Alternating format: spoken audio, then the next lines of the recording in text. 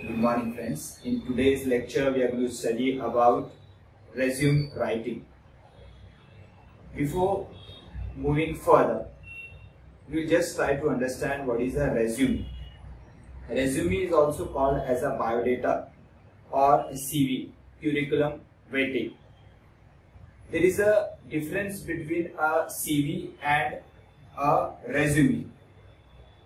Resume is generally in a precise format, whereas CV is in a detailed format. Resume is generally preferred by Americans, whereas CV is generally preferred by Britishers. However, in India, we don't make any distinction between a resume and a CV. So we'll just go through what is a resume and how it has to be prepared. What is very important I want to tell all of you is that we have seen letter writing. Under that, formal letters we have referred. Report writing we have seen. Precise writing we have seen. What is very important is in every lecture I have given you a specific format, whether it is a letter writing, whether it is a report writing, etc. What you have to do is you have to try to remember all those formats. If those formats are properly put down on the paper, अगर आपने बराबर तरीके से उस format को examination के अंदर लिखा तो 50% आपकी लड़ाई आप वहीं जीत जाओगे. तो इस चैप्टर में भी, इस यूनिट में भी, रिज्यूम राइटिंग में भी there is an specific format, और वो फॉर्मेट के अंदर most of the information is you don't have to learn it. It belongs to you. You can put down on the paper or whatever. If it is asked in the detail in question, that can be given under that format. So what is very important is to learn the format. अगर format अगर आपके दिमाग में बराबर तरीके से है तो 50% लड़ाई आप आपके एग्जाम में you will win और 50% मार्क्स आपको ऐसे ही मिल जाएंगे. Remaining 50% marks is as regards to representation about the content. I told you that कि आपका sentence pronunciation जो भी आप वहां पे लिखने वाले हो, जो भी sentence formation है आपका, वो बराबर होना चाहिए. Sentence structure बराबर अगर है तो remaining marks you are going to encounter. तो हर चीज का format is very important. In resume writing also a format is very important that we are going to refer in today's lecture. तो क्या होता है रेज्यूमे? रेज्यूमे आप सबको मालूम है, it's nothing, it's very easy. Resume is nothing but आपका detail form. आपने जो भी किया है, आपके एजुकेशन क्वालिफिकेशंस जो भी है, एकेडमिक क्वालिफिकेशंस जो है, आपके पर्सनल प्रोफेशनल क्वालिफिकेशंस जो है, उसका detail biodata is called as a resume. What I have given over here, a resume is a document that introduces you. When you apply in any organization, when you go for an articleship, you will give you their resume. तो वो resume क्या होता है? That introduces you. आपका detail चीज, आपने क्या क्या किया है अभी तक, उसका detail that has been given in the resume. It is also called as a biodata or a curriculum vitae, that is a CV. It tells your prospective employer, prospective that means जहाँ पे you are applying, who you are, what you have done and why they should hire you. This is very important. A resume should cover who you are, that is आपकी personal detail उस resume में होना mandatory है.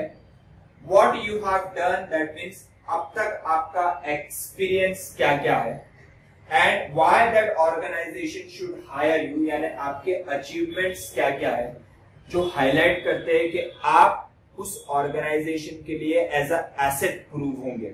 तो उस resume में ये सब डिटेल आपको देना है.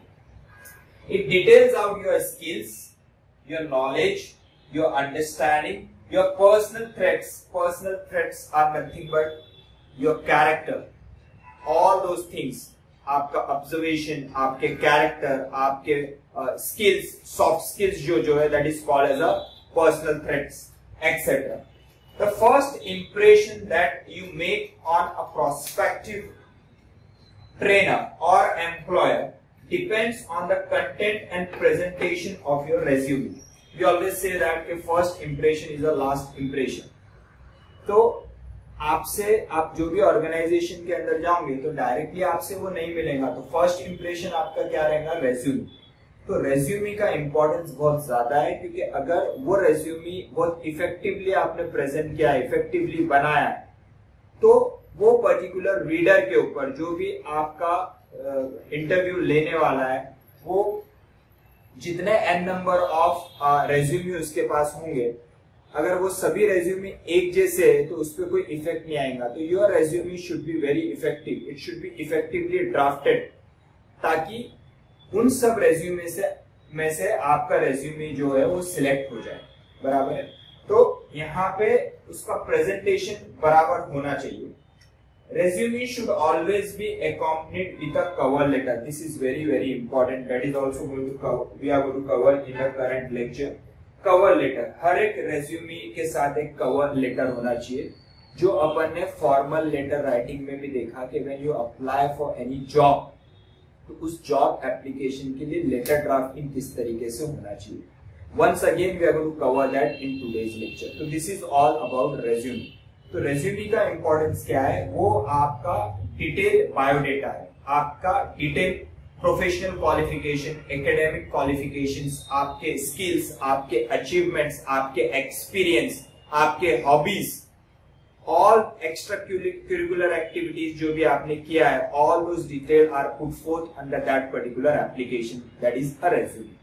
तो it has to be effectively drafted so that a reader के ऊपर वो आपका resume will give a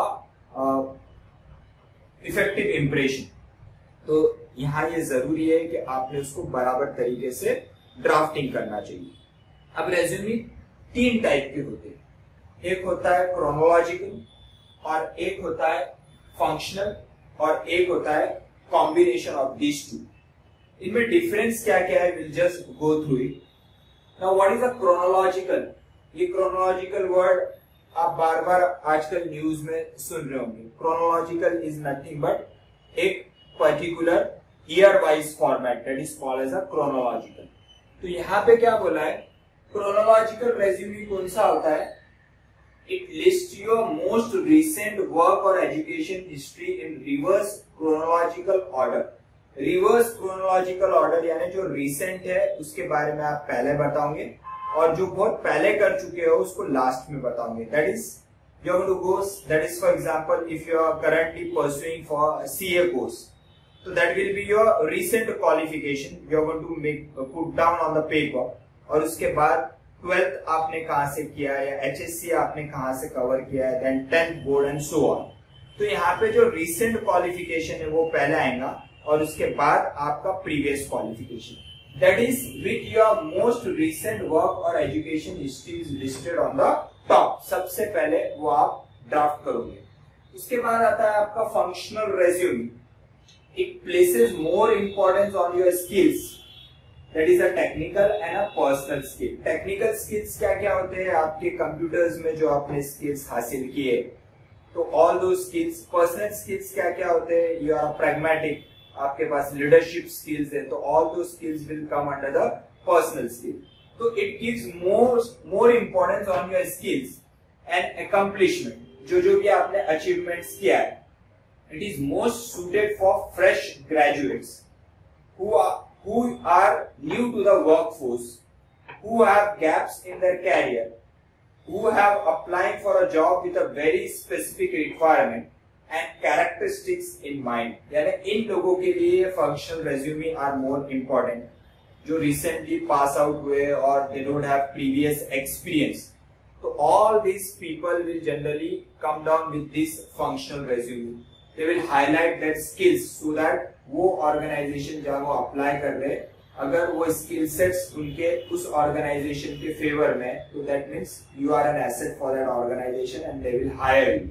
तो this resume is generally used by those people जहां पे प्रीवियस एक्सपीरियंस तो है लेकिन काफी पुराना है. There is a gap between a previous career and recent application. तो इस केस के अंदर, या फिर आप recently pass out, where recently you have completed with your graduation and you are applying in any new organization, या फिर now आप जब articleship के अंदर जाओगे तो in those cases you are going to use this functional resume. Combination is nothing but a combination of these two, that is a chronological resume and a functional resume. This is generally asked in the examination. बराबर. तो यहाँ पे क्या होता है? It is a mix of chronological and functional format. It consists of sequential list of a person, employment and educational history. It begins with functional format, that is your skills, and ends with information of employment history. जो आपका experience है, previous experience जो है, वो आप ये इस resume में डालोगे. तो generally this kind of a resume is asked in the examination. Now we'll look कि किस तरीके से आपको resume को ड्राफ्ट करना है, लेकिन उसके पहले once again we'll just go through कि every resume has to be accompanied with a cover letter. तो एग्जामिनेशन के अंदर ये दोनों क्वेश्चन साइमल्टेनियसली आपको आते कि एक रेज्यूमे आपको बनाना है और उसके साथ साथ एक कवर लेटर भी बनाना है. तो फॉर्मेट मैं आपको घड़ी घड़ी बोल रहा हूँ कि format, time and again I am saying you that कि format is very very important. If you learn the format, if you remember the format, 50% of the war is won. तो यहाँ पे आपको फॉर्मेट याद रखना जरूरी है.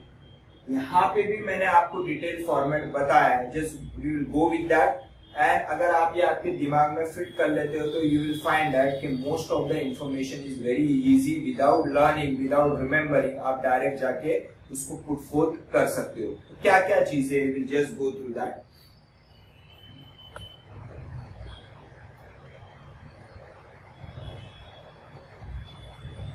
See, resume writing is divided in two parts. One is a cover letter, that is a formal letter. Job application के लिए जो फॉर्मल लेटर आप ड्राफ्ट करेंगे वही चीज यहाँ पे कवर की गई है. और दूसरा है आपका एक्चुअल रेज्यूमे, आपका एक्चुअल डिटेल्स. तो यहाँ पे मैंने ब्लॉक वाइज डिवाइड किया है so that you can easily remember this. Here you can find out 1 2 3 4 5 6 7 8. There are 8 blocks with 10 different information. We'll just go with this. Now first is a sender name and address. आप cover letter लिख रहे हो, यानी आप किसी, for example, you are applying for articleship or you are going for a job, आप job application कर रहे हो, तो एक cover letter आप ड्राफ्ट करोगे. cover letter का मीनिंग क्या है कि आप एक लेटर ड्राफ्ट करोगे और उसमें आप आपका डिटेल दोगे और उसके साथ आपका रेज्यूमे अटैच करोगे. कि ये कवर लेटर क्या बताएगा कि आप ये पर्टिकुलर जॉब के लिए अप्लाई करना चाहते हो विद रेफरेंस टू आपका जो भी एडवर्टाइजमेंट जिस न्यूज़पेपर में आऊंगा या जहां से भी आपको न्यूज मिला होगा उसके बारे में आप ये कवर लेटर में डालोगे और वो कवर लेटर के साथ साथ आप इस रेज्यूमे को अटैच करोगे. तो कवर लेटर क्या होना चाहिए? जो फॉर्मल लेटर का फॉर्मेट था that has been covered under this cover letter. It's nothing different. Now cover letter you will find that there is a sender's name and address जो apply कर रहा है, that is a sender's name जो application कर रहा है, date of application, then जिसको apply कर रहा है, designation, or otherwise if you are aware with the person, generally you avoid using the name. Name will be generally used when there is a personal contact with that particular person. Otherwise you will not write down the name. or otherwise advertisement में अगर लिखा हुआ रहा कि आपको इसको ये particular person को reply back करना है तो then you are going to use the name. Otherwise simply you are going to use the designation, that is a manager, CEO, HR manager, etc. and together with that addressee, name of the addressee यानी जिसको आप ये cover letter लिख रहे हो, जिसको address कर रहे हो.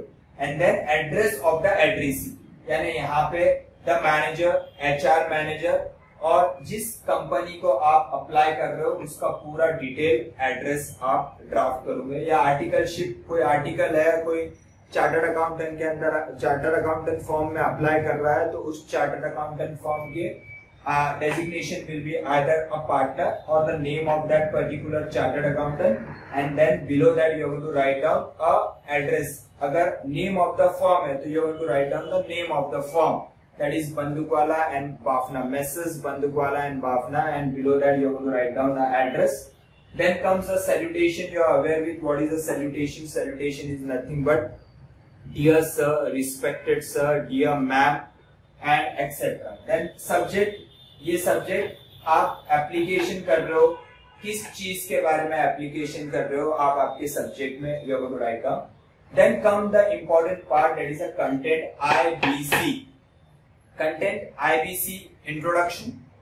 I am so and so and applying for the post of, and then content and then a conclusion. If given me a chance, I am not going to leave any stone unturned. That means you are going to conclude that. यानी अगर आपके organization मुझे लेती है तो it will be an asset for the organization. So you have to write down over that under this. So what is very important is कि ये content. लेकिन apart from the content, entire this format is very important. अगर ये format देखिए बहुत easy है, इसमें कुछ भी ऐसा tricky नहीं है. It's very easy to remember. Initial comes with your name and address, date, then comes a जिसको आप एड्रेस कर रहे हो उसका नाम, उसका डेजिग्नेशन, उसका address, then comes a dear sir, respected sir, then comes a salutation, sorry subject, then comes a content. Content 3 part में डिवाइडेड है. इंट्रोडक्शन, ये पर्टिकुलर लेटर आप कौन और क्यों लिख रहे हो, ये लेटर इंट्रोडक्टरी पार्ट में आएगा.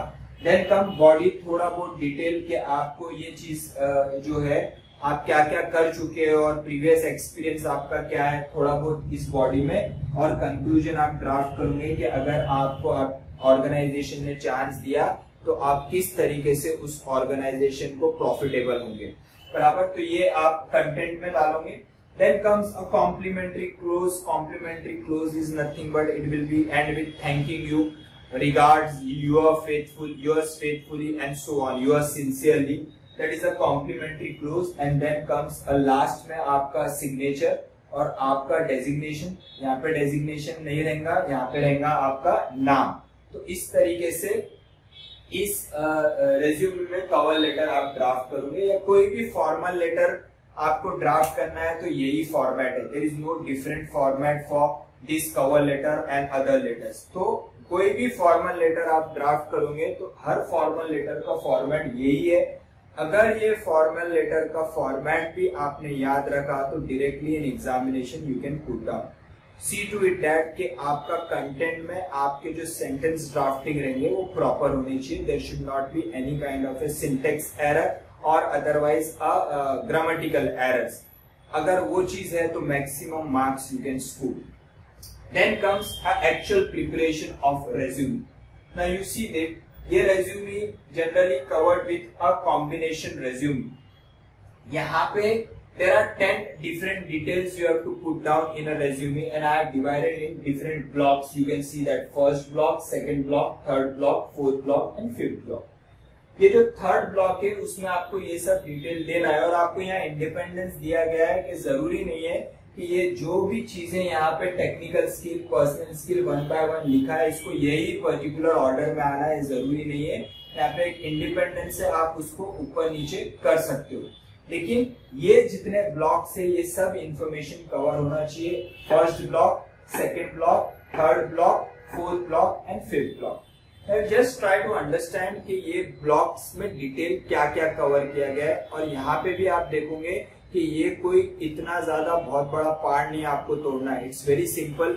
अगर आप ये सिंपल ब्लॉक्स या सिंपल डिटेल्स याद रखते हो तो यू कैन, जो भी क्वेश्चन आपको पूछा गया है तो वो आप एग्जामिनेशन में लिख सकते हो. 3 डिफरेंट रेज्यूमे आपको आपके मॉड्यूल में से रिफर करना है, and you can see to it that कि whatever questions they have asked it can be put down in this particular format itself. तो format is very very important.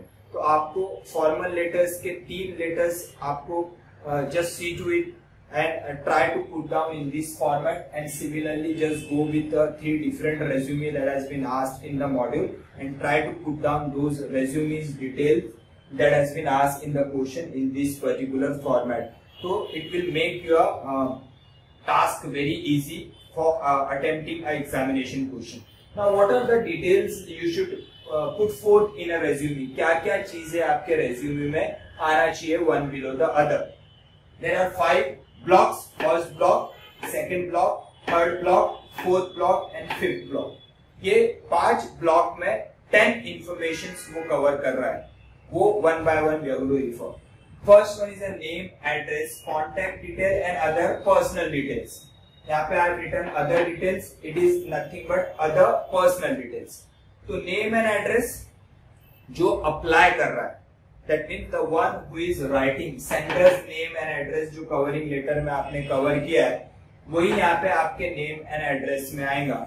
और contact detail आपका mobile number, phone number, you're going to put down email ID and other details will be your date of birth, your nationality, your marital status will be put down under this other details, that is your personal details, that is going to cover under the first block.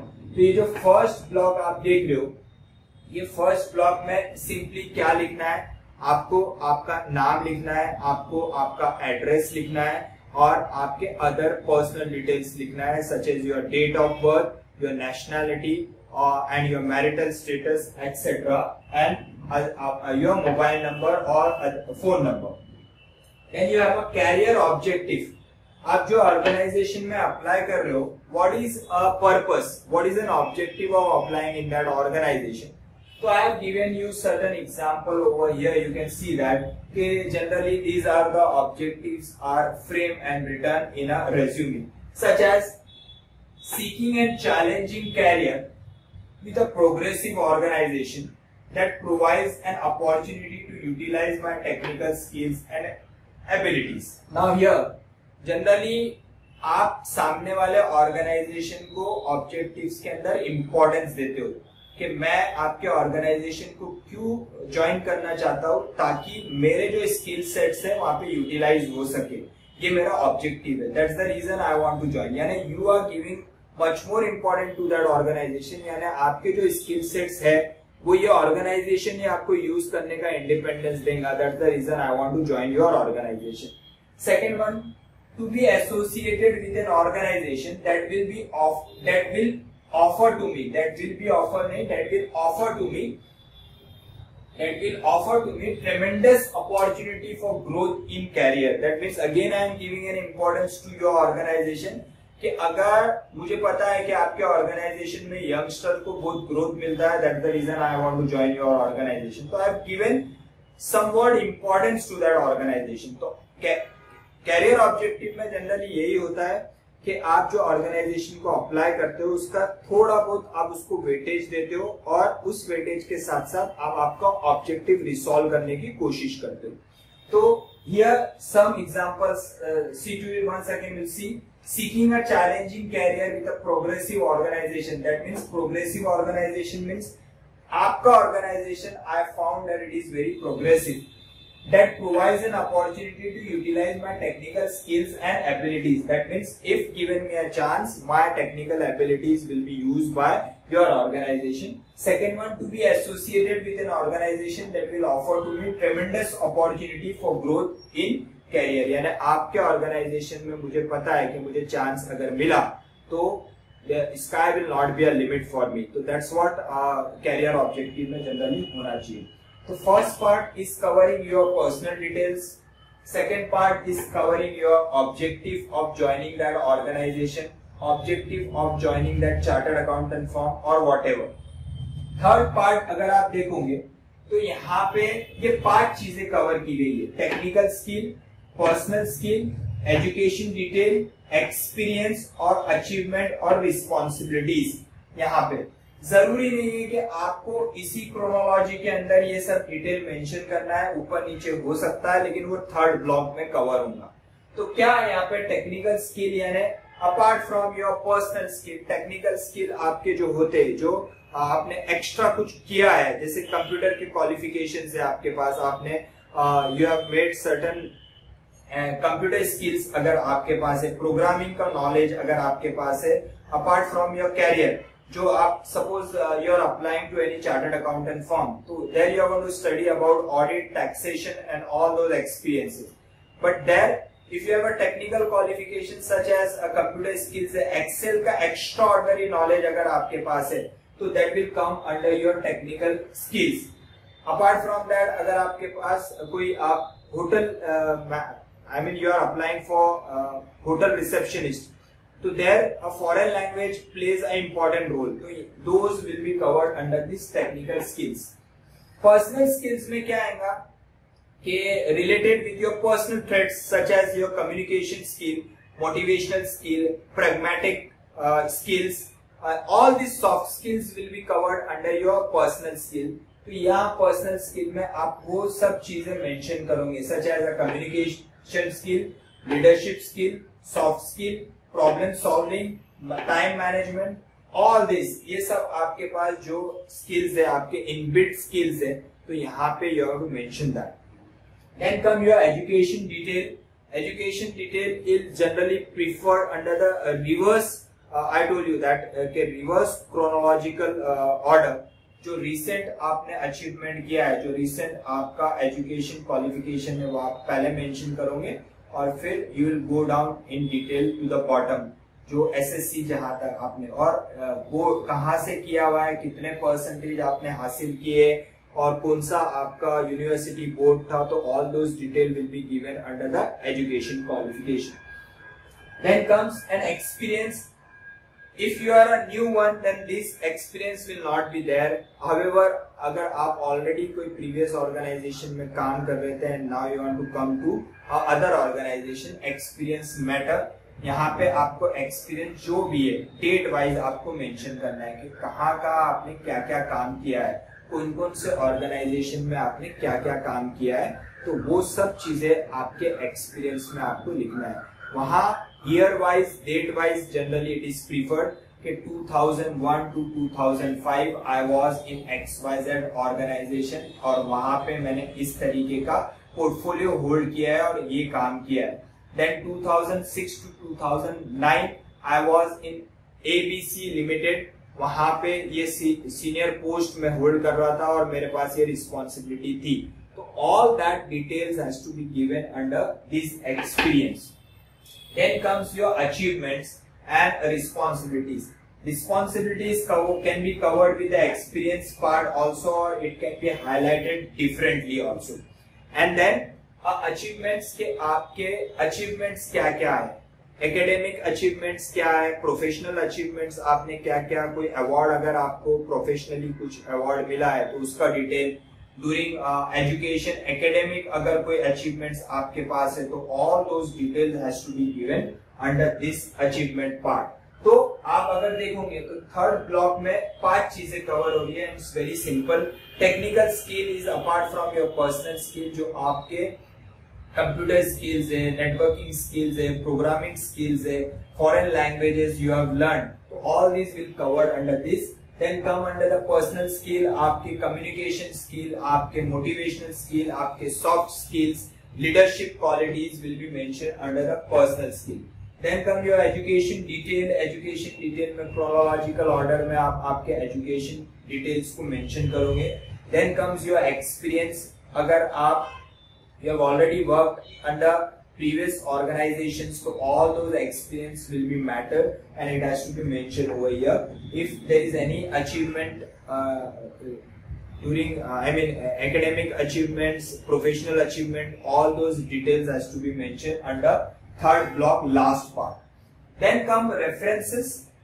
You can write over that ke references will be provided later, or you can write down ke you can simply put there के references आपके request पे provide किया जाएगा बाद में, आप ऐसा लिख सकते हो, या वहां पे इस तरीके का एक सिंपल सेंटेंस आप डाल सकते हो कि अवेलेबल अपॉन रिक्वेस्ट, यानी now I am not providing, लेकिन आप बाद में अगर बोलते हो तो हम आपको रेफरेंसेस देंगे। या फिर you can write down references का सिंपल मीनिंग क्या है कि जो प्रीवियस ऑर्गेनाइजेशंस में मैंने काम किया है, जो मैं ऑलरेडी मेरे रेज्यूमे में मेंशन कर रहा हूं, अगर आप चाहते हो कि उस प्रीवियस बॉस से या प्रीवियस जो भी एम्प्लॉयर है उससे अगर आपको कांटेक्ट करना है तो उनके रेफरेंसेस, या फिर जो भी मुझे अच्छी तरीके से जानता है और वो ये जॉब के लिए इम्पोर्टेंस रखता है, तो उसका नाम with phone number I can give under this particular reference together with his designations, so that जिस ऑर्गेनाइजेशन में मैं रेज्यूमे अप्लाई कर रहा है वहां पे उस एचआर मैनेजर को अगर उनसे कांटेक्ट करना है तो ये रेफरेंसेस के थ्रू वहां पे वो कांटेक्ट कर सकते हैं। कांटेक्ट क्यों करना है? ताकि वो मेरी इंफॉर्मेशन हासिल करे। जो भी मैंने मेंशन किया है, अगर उनको कुछ डाउट है या whatever they feel, they can contact with the previous boss, previous employer and see to it कि whatever I have written that is true and fair. Apart from that, they will also inquire about my character. That is also a important requirement of an organization, because it should not be like that कि मैं वहाँ का पूरा माहौल खराब कर रहा हूँ। तो some of the organizations आपसे mandatorily references पूछता है ताकि आपके previous boss से, previous employer से आपकी detailed information वो हासिल कर सके कि ये बंदा कैसा है, इसका कामकाज कैसा था, ये ऑर्गेनाइजेशन आपके ऑर्गेनाइजेशन में बराबर इसने काम किया है या नहीं किया है, इसके whether he was an asset और a liability for the organization. तो all this detail will be generally obtain by the prospective employer with the previous employer. वो प्रीवियस एम्प्लॉयर का आपको यहाँ पे रेफरेंसेस देना है, या फिर simply you can write that available upon request, यानी अभी मैं नहीं दे रहा हूँ लेकिन आप बाद में अगर पूछते हो तो मैं आपको वो रेफरेंसेस दूंगा। Then comes a declaration. Declaration is nothing but जो भी मैंने यहाँ पे मेंशन किया है वो ट्रू एंड फेयर है, तो वहां पे आपको एक डिक्लेरेशन देना है। Declaration can be like I solemnly declare that all the above information is true, fair, correct. तो आपको एक डिक्लेरेशन नीचे देना है। And then comes your date, place and name and signature. Date, place, name and signature you can just put down over here. यहाँ पे आप क्या लिख सकते हो? डिक्लेरेशन के बाद date, place, name and signature. ठीक है? Declaration and then comes date, place, name and signature. This is how you have to draft a resume. It's very simple, कुछ भी टफ जॉब नहीं है। सिर्फ ये फॉर्मेट अगर आपने अच्छी तरीके से याद रखा तो आप रेज्यूमे को इजीली ड्राफ्ट कर सकते हो इवन इन द एग्जामिनेशन। तो एग्जामिनेशन में generally covering letter together with resume is asked. ये दोनों फॉर्मेट इंपॉर्टेंट है। ये कवरिंग लेटर का format is same as formal letter which we have already studied. तो try to remember this format and accordingly अगर ये particular chronology में अगर आप ये फॉर्मेट याद रखते हो दोनों की, तो I assure you that you are going to score a maximum mark in the examination. तो just go through it. There are 3 to 4 resumes given in your module. Just try to incorporate all those information in this format and see how far you are successful. And if you have any doubt, please ask me. Bye.